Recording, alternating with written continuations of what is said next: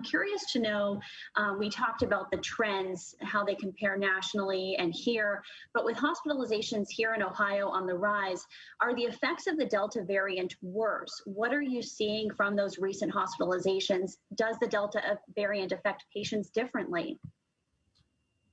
Thanks for the question. I think similar to Bruce's response, much of the data that we look at is data that's presented on a national basis from research scientists, the CDC, and others.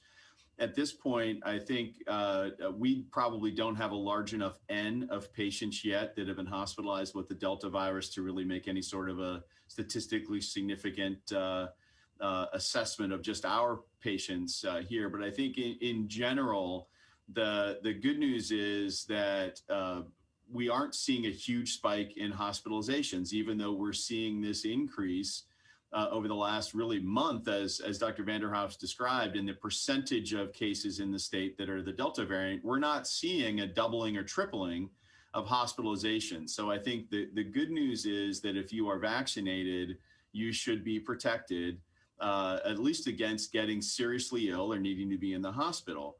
I think what's unclear is if you're not vaccinated, it's certainly easier to catch. That we know. We've described how it's more contagious.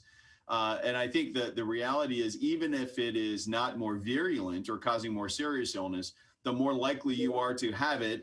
Even if it's a small percentage chance that you're going to be in the hospital, the more people have it, the more people are going to be in the hospital. So I think that the studies are not showing that it's incredibly more virulent, or more serious as an infection. But what I will say, if you're not vaccinated, on average, compared to someone that is vaccinated, it's significantly higher risk to need to be in the hospital or to get severely ill. So I think it just gets back to the best way to protect you is to, one, not get the virus. But even if you come into contact with someone who has the virus, the best way to protect yourself is to be vaccinated.